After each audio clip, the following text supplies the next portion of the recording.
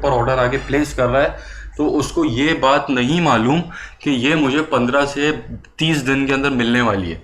अगर उसको ये बात मालूम हो जाए पहले, ठीक है, तो वो कभी भी आपकी वेबसाइट पर ऑर्डर प्लेस नहीं करेगा अनटिल एंड अनलेस कि आपकी चीज़ कोई बहुत आउटस्टैंडिंग, बहुत डिमांडिंग और कोई ऐसी प्रोडक्ट ना हो कि बस वो कस्टमर पागल हो रहा हो उस चीज़ के पीछे, ठीक है।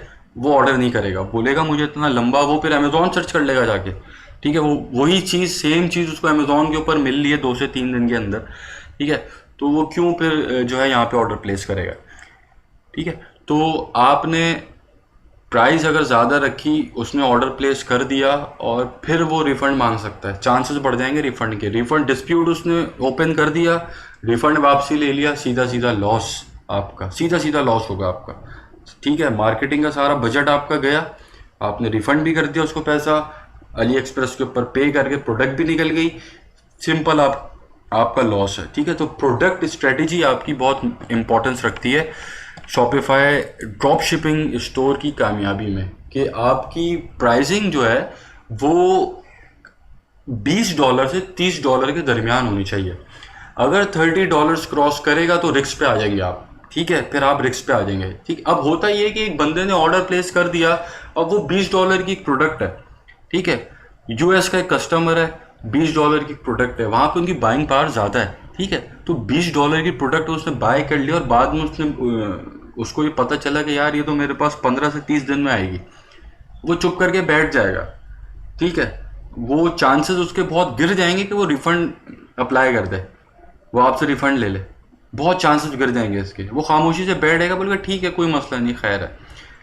और वो भी ये क्यों बोलेगा वो मैं भी आगे आपको बताऊंगा इंशाल्लाह अगली स्लाइड में, ठीक है।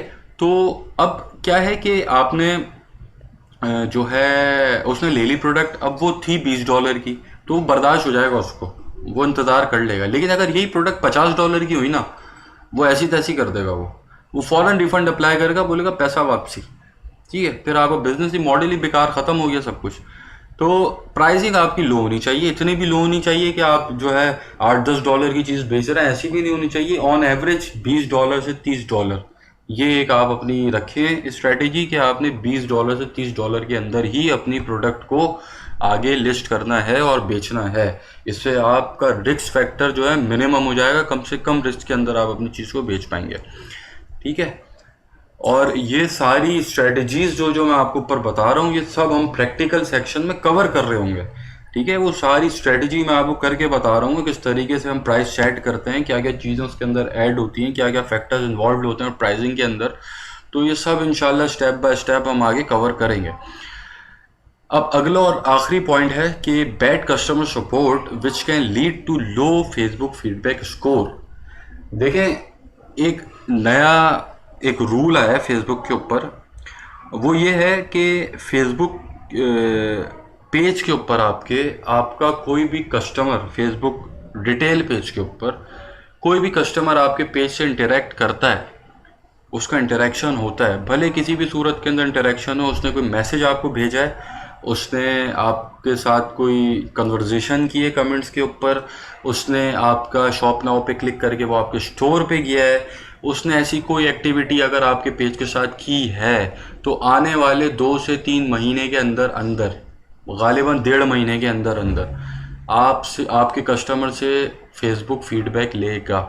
जो आपको नहीं पता होगा, ठीक है, आपके पीछे बैक एंड के ऊपर वो फेसबुक आपसे, आपके कस्टमर से फीडबैक लेगी कि ये आपने इस पेज के साथ इंटरेक्शन आपका हुआ था, आप इनके बारे में हमें बताइए, आप हमें रिव्यू दीजिए, डिलीवरी टाइम, प्रोडक्ट क्वालिटी, ये सारी चीज़ें फेसबुक पूछेगा उससे, ठीक है।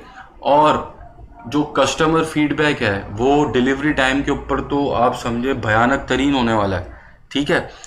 अब फेसबुक फीडबैक स्कोर होता है 1 to 5, 0 to 5, ठीक है। और अगर आपका स्कोर 2 से नीचे गिरा तो आपके ऊपर पेनल्टीज शुरू हो जाती हैं, आपके ऐड अकाउंट ब्लॉक हो सकता है, इवन आपका पूरा पेज बंद हो सकता है, ठीक है। अब हम इससे बचें कैसे? इससे बचने के लिए, अच्छा, ये चीज़ें होती हैं बैड कस्टमर सपोर्ट की वजह से, कि अगर एक कस्टमर को पता चला कि यार उसका प्रोडक्ट ड्रॉप शिपिंग प्रोडक्ट था, वो उसी वक्त गुस्सा हो जाएगा, उसके मतलब उसके अंदर तो आग लग जाएगी ना, वो बोलेगा यार $5 की चीज़ थी, ठीक है, मैंने उसको $20 में ख़रीदा, उसको पहले तो उसके जहन में यही आएगा सबसे पहले, ठीक है। फिर क्या है, फिर हमने अगर उसने जो है रिफ़ंड अप्लाई कर, या तो वो खामोशी से बैठ जाएगा, कुछ भी नहीं कहेगा, या उसने रिफ़ंड जो है ओपन कर दिया, कोई डिस्प्यूट ओपन कर दिया रिफ़ंड का, और हमने उसको सही से ट्रीट नहीं किया, तो वो फिर बैड फीडबैक के ऊपर आएगा ही आएगा, ठीक है। अब इसके क्या तरीके हैं ये इंशाल्लाह हम आगे देखेंगे, और जो प्रैक्टिकल हमारे सेशंस होंगे उसके अंदर मैं एक एक पॉइंट आपको क्लियर करके बता रहूँगा कि किस तरीके से कस्टमर को हैंडल करना है। हम अगर जो है उसने डिस्प्यूट ओपन कर दिया कस्टमर ने, तो आप उनको बोलें प्रोडक्ट भी रख लो, रिफ़ंड भी ले लो, सब ले लो हमसे, बस आप नाराज़ नहीं हो। बस कस्टमर को किसी तरह हमने नाराज़ नहीं करना, ठीक है। और देखें, फेसबुक फीडबैक स्कोर आपका नीचे आता ही आता है, आएगा ही आएगा, क्योंकि अल्टीमेटली जितना भी कस्टमर खुश हो जाए, ठीक है, वो आपके फेसबुक जब उससे पूछेगा कि डिलीवरी इन्होंने डिले की है या ठीक टाइम पे डिलीवर किया है, तो वो डिले पर ही क्लिक करेगा, और कस्टमर फीडबैक की वजह से आपका पेज की जो क्वालिटी है वो भी गिरेगी, और आपका पेज जो है फीडबैक नीचे आता रहेगा। आने में ये कम से कम 5 महीने का टाइम लेता है, ठीक है, 4 से 5 महीने ले लेगा ये टाइम आने में, अगर आपकी प्रोडक्ट क्वालिटी अच्छी है और डिलीवरी स्पीड लो है, तो कस्टमर फीडबैक आने में ये 4 से 5 महीने तक ये नीचे आने में टाइम लेगा। लेकिन उसको कैसे हम रोकते हैं, किस तरीके से हम क्या स्ट्रेटजीज अप्लाई करते हैं कि कस्टमर फीडबैक हमारा 2.5-3 के बीच में रहे, 2.5-3 से नीचे ना आए, ठीक है, क्योंकि 4-5 तो पॉसिबल नहीं है ड्रॉप शिपिंग स्टोर के अंदर, 4-5 तो हो ही नहीं सकता, और general store with 30 days delivery time तो इम्पॉसिबल है, ठीक है। 2 और 2.5-3 इसी के बीच बीच रहता ही है, तो इसी के बीच बीच कैसे इसको रखना है, ये सारी स्ट्रेटजीज़ मैं आपसे शेयर करूंगा जब हम फेसबुक पेज के जो हम उसके ऊपर आएंगे। हमारा जो फेसबुक का सेशन है वो एक बहुत डीप सेशन होगा, 8-10 घंटे उसके ऊपर इंशाल्लाह मैं बात करूंगा, और प्रैक्टिकल चीज़ें सारी आप लोगों के सामने करके दिखा रहा हूँ। तो ये सब चीज़ें मैं उसके अंदर फिर आपके साथ डिस्कस करूँगा।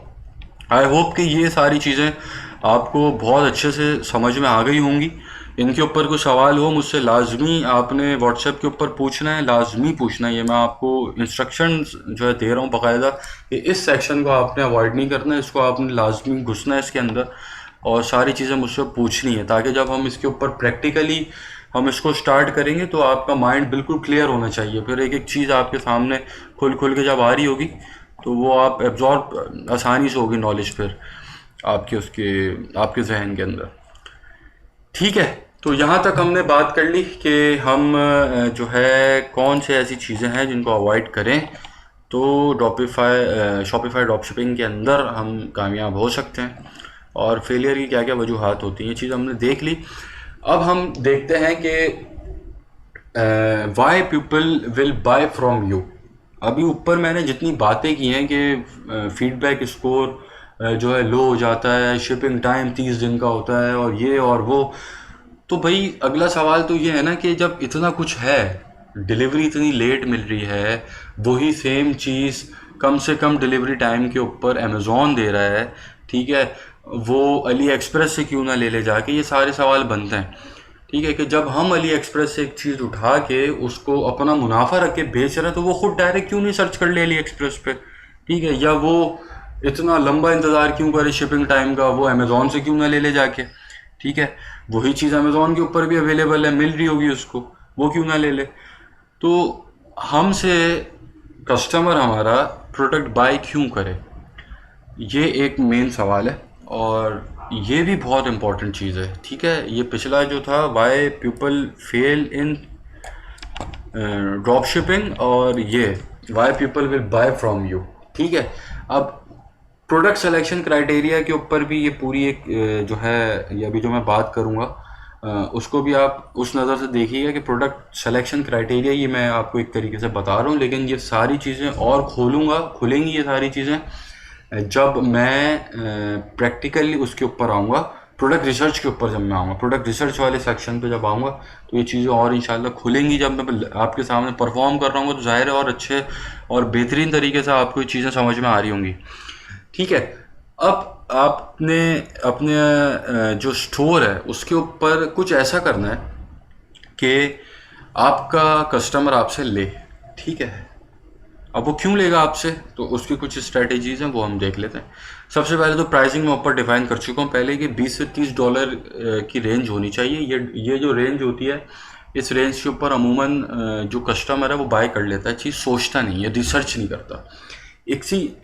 इस चीज़ की एग्जांपल आप अपने ऊपर जो रख के सोचें कि आप एक चीज़ स्क्रॉल कर रहे हैं फेसबुक के ऊपर, आप जो है न्यूज़ फीड अपनी स्क्रॉल कर रहे हैं और अचानक से आपके सामने एक प्रोडक्ट आई जो बहुत अच्छी लगी आपको, आपने बोला यार ये तो मुझे लेना चाहिए, ठीक है। आपने उसके प्राइस देखे, ₹500 उसके प्राइस से पाकिस्तानी। आप बाय करते हुए घबराएंगे नहीं, आप बाय करते हुए रिसर्च नहीं करेंगे, आप उसको बाय करने से पहले 50 वेबसाइट्स नहीं देखेंगे, ठीक है, आप फ़ौरन ख़रीद लेंगे उसको। यही लॉजिक हमने यहाँ अप्लाई करनी कि जब एक कस्टमर आपकी न्यूज़ फीड अपनी स्क्रॉल कर रहा है, उसके सामने एक ऐसा वाव प्रोडक्ट आ जाए, कोई बहुत अच्छी सी चीज़ आ जाए जिसका उसको ख़रीदने को दिल चाहे, ठीक है, या उसके लिए वो चीज़ यूज़फुल हो, तो वो $20 से $30 के दरमियान अगर उसकी रेंज होगी तो वो बासानी बाय कर लेगा, कभी भी रिसर्च नहीं करेगा उसके ऊपर। क्योंकि अगर उसने उस प्रोडक्ट के ऊपर रिसर्च कर ली तो या तो वो अली एक्सप्रेस से ढूंढ लेगा वो प्रोडक्ट, या वो अमेज़ॉन से ढूंढ लेगा। और अगर वो प्रोडक्ट अली एक्सप्रेस और अमेज़ॉन से ढूंढ रहा है तो हमारा फिर क्या फ़ायदा, हमारे बिज़नेस का फिर क्या होगा, हम कहाँ से पैसा कमाएंगे, ठीक है। तो हमने प्रोडक्ट प्राइसिंग जो है उसको $20 से $30 के अंदर अंदर रखना है ताकि कस्टमर रिसर्च ना करे और वो चुपचाप बाय कर ले, ठीक है। दूसरा पॉइंट कि कस्टमर आपसे क्यों ख़रीदे। भाई प्रोडक्ट आपकी ऐसी होनी चाहिए कि ऐसा ना हो कि कस्टमर अपने घर से बाहर निकले, वो सामने दुकान के ऊपर मिल रही है या वही चीज़ किसी स्टोर के ऊपर मिल रही है, तो फिर वो क्यों आपसे फिर लेगा, कभी भी नहीं लेगा, ठीक है। वो प्रोडक्ट उसके पास अवेलेबिलिटी बहुत मुश्किल हो उसके लिए, ठीक है। तो वो उसको कहीं चलते फिरते ना नज़र आ रही हो वो चीज़, कहीं किसी मॉल पे दुकानों पे ना मिल रही हो, ठीक है, तो वो आपसे ख़रीदेगा। यूनिक हो प्रोडक्ट और अवेलेबल ना हो आसानी से, उसके आसपास कहीं अवेलेबल ना हो, तो वो आपसे लेगा, ठीक है। दूसरा, प्रोडक्ट में वाव फैक्टर होना चाहिए।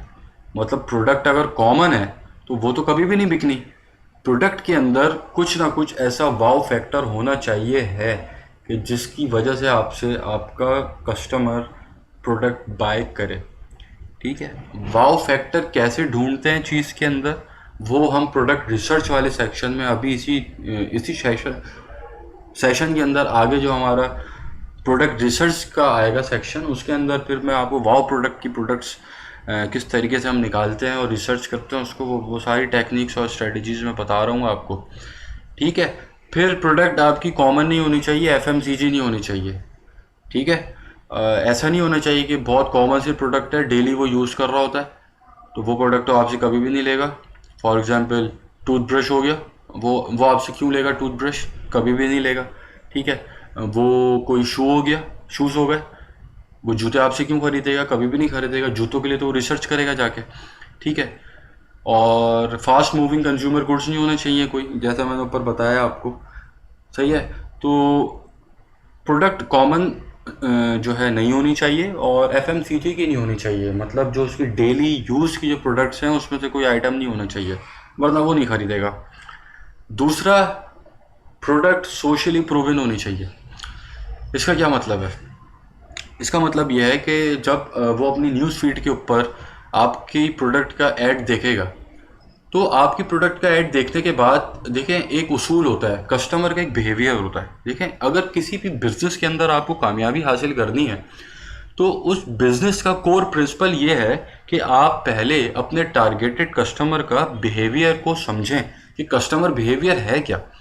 ऑनलाइन बिजनेस के अंदर ख़ास तौर के ऊपर जब हम सोशल मीडिया मार्केटिंग के ऊपर आते हैं, तो सोशल मीडिया मार्केटिंग के अंदर कस्टमर का एक सबसे पहला बिहेवियर ये होता है, आपका ऐड देखने के बाद वो कमेंट्स के अंदर जाता है, कमेंट सेक्शन के अंदर वो लाइक्स चेक करता है, लाइक कितने लोगों ने किया हुआ है, वो शेयर्स देखता है, शेयर कितने लोगों ने किया हुआ है, और वो कमेंट्स देखता है कि कितने लोगों ने इसके नीचे कमेंट्स किया हुआ है, और वो बाकायदा कमेंट्स पढ़ता भी है जाके, ठीक है। तो अगर आपकी पोस्ट के ऊपर लाइक्स ज़्यादा हैं, आपकी पोस्ट के ऊपर कमेंट्स ज़्यादा हैं, शेयर्स आपकी पोस्ट के ऊपर ज़्यादा हैं, तो इट मीन्स कि वो सोशली प्रूवन है। तो आपका कस्टमर जब उस पोस्ट को देखेगा, उस ऐड को आपके फेसबुक के ऊपर देखेगा, तो वो उसके एक अंदर से मतलब उसको एक सहारा मिले, मतलब एक होता है ना कि अंदर से सपोर्ट कि यार ले लेता हूँ प्रोडक्ट। इतने लोग तो उसको लाइक कर रहे हैं, इतने लोगों ने जो उसके ऊपर कमेंट किया हुआ, इतने लोगों ने उसको शेयर किया, मतलब बहुत अच्छी प्रोडक्ट है, ये तो मुझे लेनी चाहिए, तो वो बाय करेगा फिर। अभी मैं आपको एक एग्जांपल देता हूँ। अभी हम आ जाते हैं एक मिनट, 50% ऑफ फ्री शिपिंग।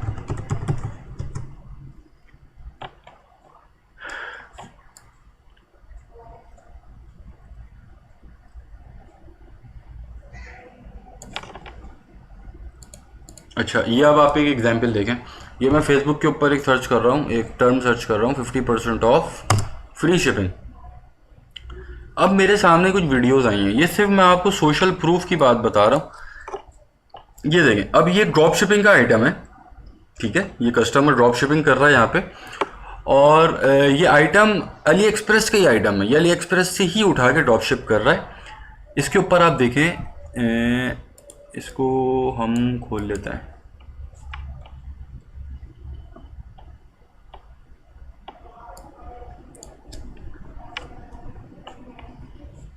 ठीक है, इसके ऊपर आप देखें 14K लाइक्स, 21K कमेंट्स, ठीक है, बहुत ज़्यादा सोशली प्रूफ प्रोडक्ट है ये। तो अब क्या होगा कि ऐसी कोई प्रोडक्ट आपका कस्टमर देखेगा तो वो फिर बाय करेगा चीज़, ठीक है, वो इंटरेस्ट लेगा, उसका इंटरेस्ट पैदा होगा कि यार एक चीज़ इतने लोगों ने लाइक की हुई है तो ये मुझे चाहिए ही चाहिए, मुझे लेनी चाहिए, ठीक है। तो आपकी प्रोडक्ट जो है वो सोशली प्रूवन प्रोडक्ट होनी चाहिए। और अच्छा, अब यहाँ पर एक सवाल बनता है जो आप लोगों को मुझसे पूछना चाहिए। सवाल ये बनता है कि एक आपने ऐड अपना रन किया है, तो उसके ऊपर तो अभी कोई ना लाइक है, ना कमेंट है, ना शेयर है, तो ये फिर स्टार्ट की जो इनिशियल सेल्स हैं वो कैसे आएंगी?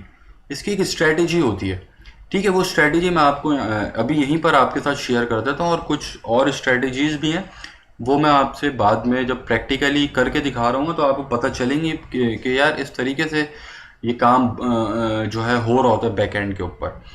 सबसे पहले तो देखें, पाकिस्तान की अगर मैं बात करूं, पाकिस्तान के अंदर फेसबुक मार्केटिंग का रेट बहुत कम है और यूएस के अंदर रेट बहुत ज़्यादा है। इसकी एक मैं आम एग्जांपल देता हूं। मैं एक मेरी पोस्ट है, उसके ऊपर मुझे एक लाइक चाहिए। अब मैं चाह रहा हूँ कि वो लाइक मैं फेसबुक एड्स के ज़रिए लाऊं, तो पाकिस्तान के अंदर अगर मैं वो एक लाइक लेकर आऊँगा ना, तो वो एक लाइक मुझे पाकिस्तान में ₹1 का पड़ेगा, और अगर वही लाइक मुझे यूएस के किसी कस्टमर से चाहिए मुझे ₹5 का पड़ेगा। कहाँ ₹1, कहाँ ₹5?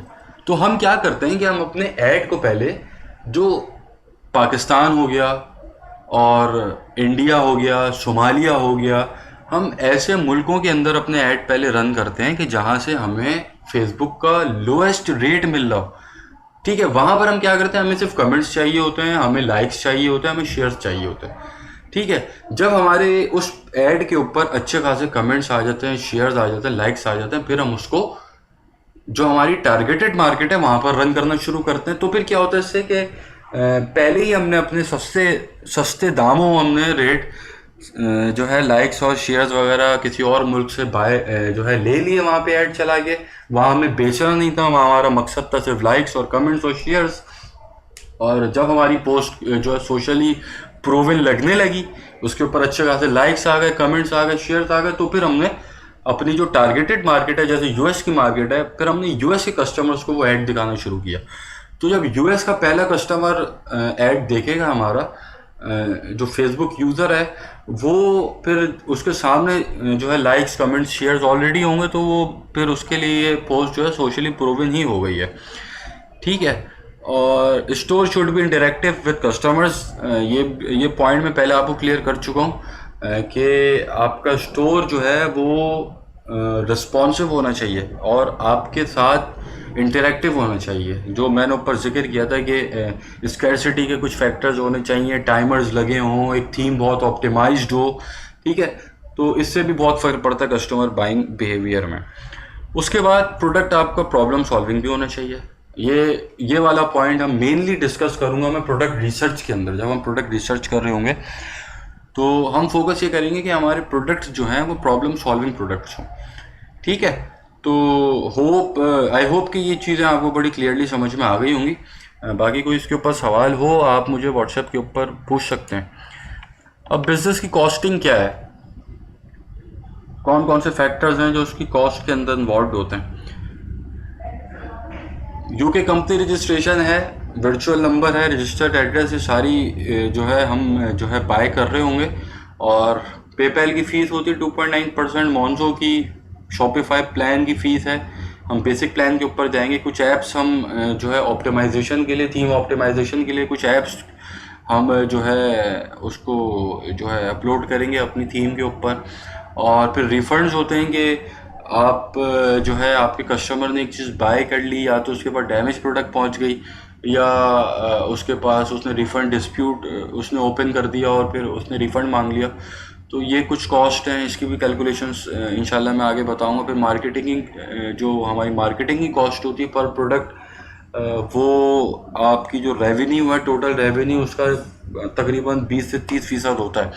तो इस कॉस्टिंग के ऊपर मैं अभी नहीं आ रहा हूँ। ये कॉस्टिंग वाला जो सेक्शन होगा ये मैं उसी के साथ कवर करूँगा जब हम कंपनी जो है रजिस्टर कर रहे होंगे यूके के अंदर, और वर्चुअल नंबर वगैरह, एड्रेस वगैरह जब सब बाय कर रहे होंगे तो उसी स्टेप बाय स्टेप प्रोसेस के अंदर ये सारी चीज़ें आती रहेंगी, तो कॉस्टिंग वहीं हो जाएगी। तो अभी मुझे ज़रूरत नहीं है इसके ऊपर फ़िलहाल कोई बात करने की। ठीक है, अब हम आ जाते हैं मार्केटिंग स्ट्रेटजीज़ के ऊपर कि हमारे स्टोर की मार्केटिंग स्ट्रेटजी क्या होनी चाहिए। देखें, अगर तो हमारा स्टोर जनरल स्टोर है, तो उसके ऊपर हमने जो मार्केटिंग करनी है वो 80% फेसबुक एड्स चलेंगे उसके ऊपर, और 15% इंस्टाग्राम एड्स चलेंगे, और गूगल एड्स के ऊपर हम सिर्फ 5% जाएंगे। अगर आपका नीश स्टोर है तो फिर वहाँ पर 60% फेसबुक और इंस्टाग्राम के एड्स होते हैं, और गूगल एड्स के ऊपर फिर हम 40% जो है अपना यूटिलाइज कर रहे होते हैं बजट। अब इसके पीछे लॉजिक्स क्या है वो मैं आप लोगों को समझा देता हूँ। देखें, एक जनरल स्टोर, जिस स्टोर के ऊपर हम कोई वाव प्रोडक्ट बेच रहे हैं, कोई ऐसी प्रोडक्ट बेच रहे हैं जो जिसकी कॉस्ट कम है, एक तो सस्ती प्रोडक्ट है, फिर उसके अंदर कोई वाव फैक्टर है, जिस प्रोडक्ट को हमारा कस्टमर कोई बहुत ढूंढ नहीं रहा बेताबी से, ठीक है, उसके सामने प्रोडक्ट आई, उसको अच्छी लगी, उसने बाय कर लिया। ठीक है, वो चीज़ उसके ज़रूरत की, एक तो बहुत ज़्यादा यूज़फुल चीज़ नहीं है उसके लिए कि उसको ज़रूरत है उसकी, उसको इस्तेमाल ही करना है उसको लाजमी। ठीक है, तो वहाँ तो हमने ऐसी प्रोडक्ट्स ही रखनी है ना, जाहिर है, क्योंकि वरना अगर हम उसकी नीड की चीज़ें वहाँ पे रख लेंगे तो वो तो फिर रिफ़ंड मांग लेगा और लेगा नहीं। 25-30 दिन वो इंतज़ार क्यों करेगा उस चीज़ के लिए कि जो चीज़ उसकी ज़रूरत की चीज़ है। ठीक है, तो वहाँ तो हम ऐसे ही प्रोडक्ट रिसर्च करेंगे, इंशाल्लाह आपको मैं बताऊंगा जब प्रैक्टिकली कर रहे होंगे कि जो ऐसी प्रोडक्ट्स हों जो उसकी बहुत ज़्यादा ज़रूरत की ना हो। ठीक है, तो जनरल स्टोर के ऊपर 80% फेसबुक एड्स के थ्रू हम मार्केटिंग कर रहे होंगे, क्योंकि गूगल एड्स हम जनरल स्टोर के लिए यूज़फुल इतना नहीं होते गूगल एड्स, क्योंकि गूगल के जो एड्स हैं वो वहाँ यूज़फुल होते हैं जहाँ पर कोई बंदा कोई चीज़ सर्च कर रहा हो। ठीक है, जब भी तो उसको ऐड दिखेगा गूगल का। अब वो एक चीज़ जब सर्च ही नहीं कर रहा, हमारा जो कस्टमर है वो एक चीज़ सर्च ही नहीं कर रहा, तो उसके लिए फिर हम एड्स क्यों चलाएं गूगल एड्स। ठीक है, तो जनरल स्टोर के ऊपर हम गूगल एड्स जो है नहीं रन करेंगे। 5% हम जो है रन करेंगे बिल्कुल, क्योंकि लोग सर्च भी करते हैं। अगर एक चीज़ देख ली तो कुछ लोग सर्च भी तो करेंगे, तो उनके लिए हम एड्स चलाएंगे, लेकिन 5%। नीच स्टोर है अगर, तो फिर 40% गूगल एड्स हैं, क्योंकि वहाँ पर ब्रांडिंग होती है प्रॉपर, और वहाँ पर आप एक अपना ब्रांड बिल्ड कर रहे होते हैं, तो उसके लिए आपके पास जो है गूगल एड्स बहुत ज़रूरी, बहुत इंपॉर्टेंस रखते हैं। फिर इसके अंदर सर्च इंजन ऑप्टिमाइजेशन हो गई, एक प्रॉपर ब्रांडिंग होती है, इसके ऊपर भी इंशाल्लाह मैं बात करूँगा आगे। लेकिन ये मार्केटिंग स्ट्रेटजीज हम जो हैं 80% फेसबुक एड्स के ऊपर, क्योंकि हम जो है जनरल स्टोर पे काम करेंगे, तो हमारा जो 95% जो हमारी स्ट्रेटजी होगी मार्केटिंग की, वो बजट हम 95% बजट अपना फेसबुक और इंस्टाग्राम एड्स के ऊपर रखेंगे, और फिर उसको हम आगे लेके चलेंगे। ठीक है, तो इंशाल्लाह आप ये जो हमारे सोशल मीडिया का जो मेरा सेशन होगा फेसबुक एड्स का और फेसबुक मार्केटिंग का, वो बहुत डीप एक सेशन होगा। 8-10 घंटे सिर्फ उसी के ऊपर मैं बात करूँगा और वो सारी चीज़ें प्रैक्टिकली करके दिखाऊँगा। तो बहुत कुछ है अभी इसके अंदर तो मुझे बताने को। तो इंशाल्लाह जब हम उस सेशन के ऊपर आएंगे तो वो फिर सारी चीज़ें मैं इसके अंदर आपसे डिस्कस करूँगा, ठीक है।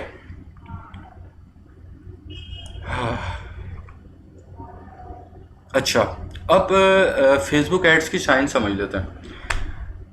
देखें, पिक्सल ट्रेनिंग के बारे में तो मैं आपको बहुत अच्छे से इन डेप्थ आपको समझा चुका हूँ कि हमने अपने पिक्सल को कैसे ट्रेन करना है। जो डाटा हम अपने पिक्सल को देंगे वो उसी हिसाब से ट्रेन होगा, और किस तरह का डाटा कैसे हमने उस पिक्सल के ऊपर देना है डाटा, वो आप कंप्लीट सीख जाएंगे जब इंशाल्लाह हम अपने जो हमारा फेसबुक का सेशन होगा उसके ऊपर फिर हम इसके ऊपर बात करेंगे, ठीक है।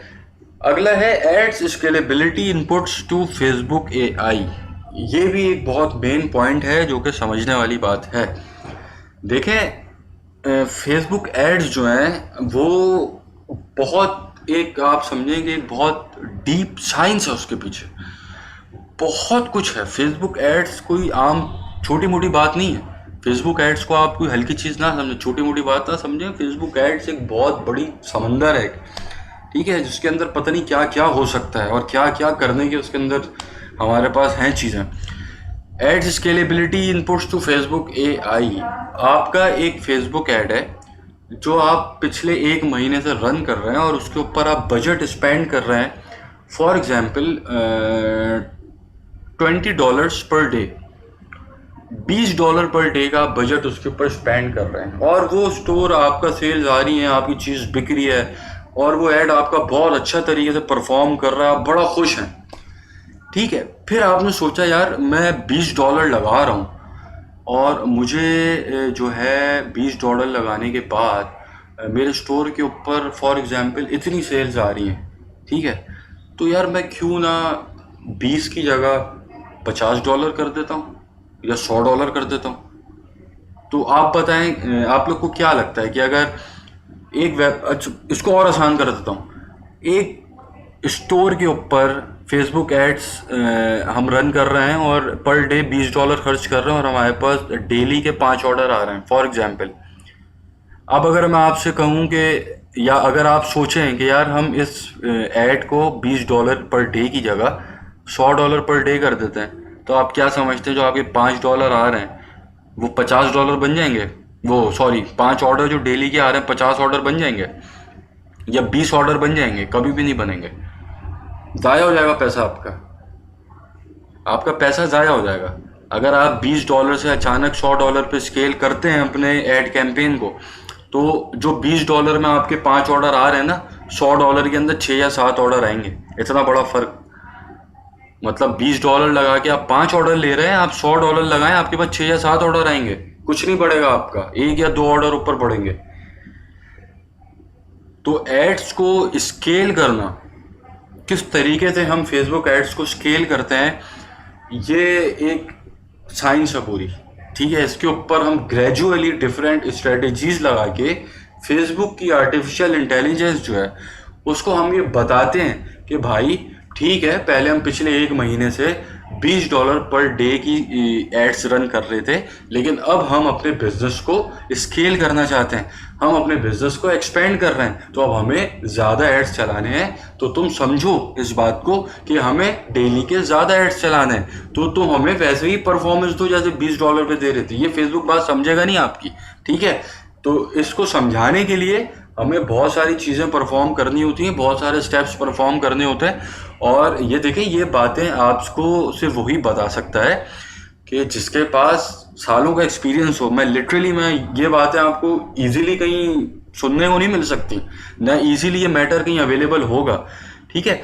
तो एड्स की स्केलेबिलिटी एक बहुत इंपॉर्टेंट फैक्टर है। ये हम उस वक्त देखेंगे कि जब हमारा ये स्टोर, जो मेरा टारगेट है कि जो हमारा स्टोर है वो हमने $1000 पर मंथ का प्रॉफिट के ऊपर लेके जाना है उसको, ठीक है। तो हम एक पहले बेंचमार्क में सेट करूँगा कि हमने पहले पर मंथ जो है $250 का प्रॉफिट है, ठीक है, $250 अचीव करने के बाद मैं स्केल करूंगा इसको $1000 पे। ठीक है, तो वो स्केल कैसे हो रहा है वो सारी चीज़ें इंशाल्लाह स्टेप बाय स्टेप आप समझेंगे कि किन स्ट्रेटजीज के थ्रू मैं अपने एड्स को स्केल कर रहा हूँ। और वो सिर्फ स्केल नहीं हो रहे, साथ साथ ऑर्डर्स भी बढ़ रहे हैं। अगर $20 के अंदर 5 ऑर्डर आ रहे थे, तो अगर मैं 40 ऑर्डर खर्च करूंगा तो ऑर्डर 12 हो जाएंगे, डबल से भी ज़्यादा हो जाएंगे। ठीक है, तो ये इंशाल्लाह स्ट्रेटजीज अप्लाई करूंगा। तो जब प्रैक्टिकल सेशन हमारा जो पार्ट 2 है इस कोर्स का वो स्टार्ट होगा, तो ये सारी चीज़ें इंशाल्लाह आप लोग समझेंगे। दूसरी चीज़ रीटारगेटिंग, ये बहुत ज़रूरी है, ये बहुत इम्पोर्टेंस रखती है कि जैसे एक कस्टमर जो नया एक कस्टमर होता है उसको एक्वायर करने के अंदर पैसा ज़्यादा लगता है, और एक कस्टमर ऐसा है जो ऑलरेडी आपको जानता है, उसे मालूम है कि आप क्या बेच रहे हैं, उसे मालूम है कि आप कितने का बेच रहे हैं, उसे वो प्रोडक्ट चाहिए भी। ठीक है, तो उसके ऊपर जब आप रीटारगेट करते हैं तो वो उसकी परफॉर्मेंस बहुत अच्छी होती है फेसबुक ऐड की, और उसकी जो कन्वर्जन्स है वो आप समझे बहुत अच्छी कन्वर्जन्स आती हैं फिर। ठीक है, तो ये भी एक इंशाल्लाह हम जो है रीटारगेटिंग जो है इसको भी मैं आपको करके दिखाऊंगा फेसबुक पिक्सल के ज़रिए हम किस तरीके से अपने कस्टमर्स को रीटारगेट करते हैं।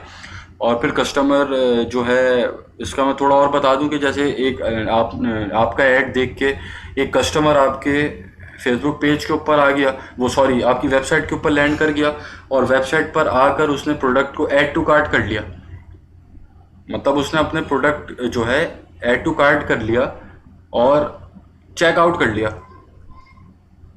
अब दो तरह के कस्टमर है ना, किसी ने कोई सिर्फ आपकी वेबसाइट पर आया, उसने कोई एक्शन परफॉर्म नहीं किया, 2-4 पेजेस दे के चला गया। एक कस्टमर की टाइप है जो आया, उसने कुछ एक्शंस परफॉर्म किए, 2-4 पेजेस दे के ऐड टू कार्ट किया, छोड़ दिया, चला गया। ठीक है, एक जो है कस्टमर जो है उसकी ये है कि वो आया आपकी वेबसाइट के ऊपर, उसने जो है एक्शंस परफॉर्म किए, स्क्रॉल किए पेजेस, ऐड टू कार्ट किया, चेकआउट भी कर लिया। ठीक है, कुछ ऐसे थे जो आए, ऐड टू कार्ट किया, चेकआउट किया, बाय कर लिया, खरीद लिया। तो फेसबुक की रीटारगेटिंग जो होती है वो इन 3 कैटेगरीज को, इन 4 कैटेगरीज को अलग अलग देखती है कि जो से वेबसाइट पर आया था, कुछ भी नहीं किया, कुछ पेजेस देकर चला गया, एक ने ऐड टू कार्ट किया, एक ने चेकआउट किया और छोड़ दिया, और एक ने कंप्लीट बाय कर लिया। तो ये 4 कैटेगरीज को फेसबुक अलग अलग देखता है, और इनको अलग अलग तरीके से हम रीटारगेट कर सकते हैं। ठीक है, जैसे जिसने हमसे बाय कर लिया, एक कस्टमर आया, उसने हमसे बाय कर लिया, खरीद ली एक चीज़, तो वो हमारे लिए किस तरीके से यूजफुल है कि हम उसकी लुक अलाइक ऑडियंस बनाते हैं। ठीक है, रीटारगेटिंग के अंदर फिर हम उसकी लुक अलाइक ऑडियंस बना के उन ऑडियंस को टारगेट करते हैं, उन ऑडियंस को अपना ऐड दिखाते हैं जो उसके जैसे हैं, कि जिसने आपका प्रोडक्ट बाय कर लिया आपकी वेबसाइट पे। ठीक है, फिर जो लोग ऐसे थे कि जो ऐड टू कार्ट किया लेकिन छोड़ के चले गए वेबसाइट, उनको टारगेट करते हैं, दोबारा ऐड दिखाते हैं, उनके सामने एक चीज़ दोबारा आती है तो फिर वो और इंटरेस्ट पे शो करते हैं। ऐसे ही चेकआउट वालों का है कि जो चेकआउट करके छोड़ के चले गए थे। ठीक है, तो ये एक चीज़ जो है इम्पॉर्टेंट है। उसके बाद बैड प्राइसिंग और कस्टमर लुक अलाइक, ये चीज़ भी ऊपर मैं आपको ऑलरेडी बता ही चुका हूँ कि फेसबुक पिक्सल के साथ ये भी चीज़ रिलेटेड है कि सस्ती चीज़ बेचेंगे, और सस्ती चीज़ बेचेंगे तो सस्ते लोग ही आएंगे वेबसाइट पे। ठीक है, ये चीज़ बस याद रखिएगा। और फेसबुक लुक अलाइक बनाता है। ठीक है, फेसबुक आपके कस्टमर्स की ट्रैकिंग करता है, आपके कस्टमर्स का बिहेवियर देखता है कि जो वो आपकी कस्टमर किस तरीके से आप की वेबसाइट के ऊपर आके क्या एक्शंस परफॉर्म कर रहे हैं और आप किन कस्टमर्स को टारगेट कर रहे हैं। तो जो फेसबुक की एआई है वो उसका डाटा अपने पास कलेक्ट कर रही होती है, और फिर वो कस्टमर लुक अलाइक बनाती है खुद से। ठीक है, मतलब सस्ते लोगों को आप थोड़ा सा ऐड दिखा दें अपना, फिर आपके आगे के बाकी ऐड सस्ते लोगों के पास ही जाएंगे। फेसबुक बोलेगा ये सस्ते लोगों को ही ऐड दिखाना चाहता है, तो इसके ऐड सस्ते लोगों को ही दिखाओ। ठीक है, तो इंशाल्लाह ये सारी फेसबुक के ऊपर, तो मैं आपको हर स्लाइड के अंदर ये बात कह रहा हूँ कि फेसबुक के ऊपर जो सेशन होने वाला है वो इंशाल्लाह 8 से 10 घंटे भी मैं उसके ऊपर बात करूँ तो मेरे लिए कम है। ठीक है, तो उसको बहुत डेप्थ के अंदर मैं प्रैक्टिकली स्टेप बाय स्टेप आप लोगों के सामने ये सारी चीज़ें रखूँगा, और ताकि ये चीज़ आप लोगों के जहन में बिल्कुल देखें, फेसबुक एड्स के ऊपर मास्टरी हासिल हो गई, फिर आप प्रोडक्ट रिसर्च जानते हैं, फिर आपके लिए आपको फेसबुक एड्स आता है, फिर तो आप जीते हो गए, फिर तो ड्रॉप शिपिंग है, फिर तो आपको कोई मसला ही नहीं है। ठीक है। अच्छा, तो अब आपने ये करना है कि अब यहाँ से जो हमारी स्टार्ट होगी वो होगी प्रोडक्ट रिसर्च स्टार्ट होने वाली है। और प्रोडक्ट अब हम हंट करेंगे, कैसे करेंगे वो भी मैं आपको बताऊंगा, लेकिन ये बात याद रखिएगा कि ये अभी जो मैं चीज़ें आपको बताऊंगा, मैं 20 से 25 मेथड्स हैं जो आप लोगों के साथ शेयर करूंगा कि किस तरीके से हम प्रोडक्ट को रिसर्च करते हैं, हंटिंग करते हैं। और ये मेथड सारे मैं आपको बताऊंगा, लेकिन जब हम प्रैक्टिकली काम कर रहे होंगे, प्रैक्टिकली प्रॉपर एक स्टोर आपके सामने बना के दिखा रहा हूँ आप लोगों को, तो वहाँ पर फिर जो मैं स्ट्रेटजीज मैं अप्लाई कर रहा हूँ वो एक दो ही होंगी। ठीक है, जो मोस्ट यूजफुल है, जो सबसे ज़्यादा काम की स्ट्रेटजीज हैं, वही मैं फिर उसके अंदर अप्लाई कर रहा हूँ। तो वो अगर आप फॉलो करेंगे तो फिर इंशाल्लाह कामयाबी के चांसेस और बढ़ जाएंगे। लेकिन बता मैं आपको सब ही कुछ दूंगा कि प्रोडक्ट रिसर्च के हम जो है किस किस तरह से हम प्रोडक्ट रिसर्च करते हैं, हंटिंग करते हैं। ठीक है, तो अगला सेशन जो होगा हमारा, उस सेशन के अंदर मैं इसके ऊपर आऊँगा, प्रोडक्ट रिसर्च हम स्टार्ट करेंगे, क्योंकि हमारा तकरीबन 3 से 4 घंटा अभी जाएगा प्रोडक्ट रिसर्च के अंदर। ठीक है, तो वो सारी चीज़ें स्टार्ट करने से पहले मैं चाहता हूँ कि ये कुछ टूल्स हैं जो आप इसको डाउनलोड कर लीजिएगा, ताकि अगला सेशन जब स्टार्ट करें तो आप साथ साथ प्रोडक्ट रिसर्च जब मैं आपको बता रहा हूँ तो आप एक एक चीज़ पे साथ साथ करते भी रहें और उसके नोट्स भी बनाते रहें, तो ये आपके लिए बहुत आसान हो जाए। क्योंकि देखें, जब मैं प्रैक्टिकल काम कर रहा हूँ ना, तो प्रैक्टिकल ये जो भी मेरा इस कोर्स को 2 हिस्सों में डिवाइड करने का मकसद ये है कि पहले हिस्से के अंदर मैं आपको जितनी थ्योरेटिकल नॉलेज है, जितनी स्ट्रेटजीज हैं, वो सब बता दूँ। ठीक है, ताकि जब मैं प्रैक्टिकली फिर उसको परफॉर्म कर रहा हूँ तो फिर वो उसके अंदर मुझे बहुत ज़्यादा डेप्थ में नहीं जाना पड़ेगा, सिवाय फेसबुक एड्स के। ठीक है, फेसबुक एड्स तो जाहिर है वो तो हर चीज़ ही अंदर जाके बतानी पड़ेगी, लेकिन प्रैक्टिकली फिर जैसे अब जैसे अगर अभी मैं आपको यहाँ पे रिसर्च के मेथड्स बता रहा हूँ, प्रोडक्ट रिसर्च के थ्योरेटिकल मेथड्स 20-25 बता दिए। ठीक है, अब जब मैं प्रैक्टिकल कर रहा हूँ तो मैं आपको ये चीज़ बताऊंगा, हाँ यार मैं ये वो वाला मेथड इस्तेमाल कर रहा हूँ। ठीक है, फिर अब वो वाला मेथड आपने इस सेक्शन में सीखा हुआ है कि हाँ यार हमजा भाई ने थ्योरेटिकली हमें सारे मेथड्स बताए थे, उसमें से ये वाला मेथड ही अप्लाई कर रहा है, तो वो फिर आप अपने सामने देख रहे होंगे मैं किस तरीके से अप्लाई कर रहा हूँ और किस तरीके से मैंने हर्न कर लिया प्रोडक्ट। तो ये सारी चीज़ें फिर इंशाल्लाह करेंगे। ठीक है, तो ये कुछ जो है एक्सटेंशंस हैं गूगल क्रोम की, इसको डाउनलोड कर लीजिए। ई कॉमर्स ऑपरेटर हो गया, टर्बो एड्स फाइंडर हो गई, ये थोड़ा सा ग्लिची है। टर्बो एड्स फाइंडर ये अक्सर मसले मसाइल खड़े करता है, तो इसके ऊपर भी मैं आपसे बात करूंगा फिर जब इसको यूज़ कर रहे होंगे कि इसको किस तरीके से इस्तेमाल करना है। फिर अली इंसाइडर हो गया, अली हंटर और सिमिलर वेब है, Ali express search by image है, फेसबुक पिक्सल हेल्पर है, 4-5 और मैं आपको आगे जब स्टार्ट करूँगा ये सेशन, अगला सेशन जो हमारा होगा प्रोडक्ट रिसर्च का, उसके अंदर फिर मैं 4-5 ही आपको और चीज़ें बता दूँगा।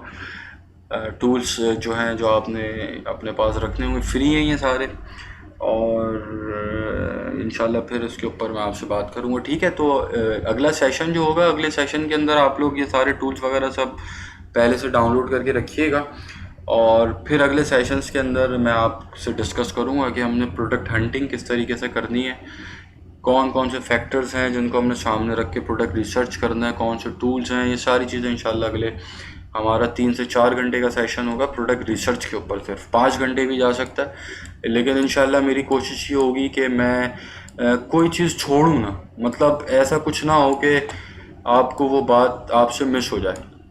ठीक है, तो बाकी फ़िलहाल ये अभी हमारा फर्स्ट सेशन है, इसके बाद ये पूरा जो है कंप्लीट देखने के बाद फिर मुझसे कोई सवाल हो तो लाजमी मुझसे पूछिएगा, व्हाट्सएप के ऊपर मैं अवेलेबल हूँ आपके लिए। कोई भी क्यूरी हो आपकी, कोई भी सवाल हो, मैं वहाँ पर आपको जवाब दे रहा हूँ। ठीक है, तो बाकी फिर मैं अगले सेशन के अंदर फिर हम स्टार्ट करते हैं प्रोडक्ट रिसर्च।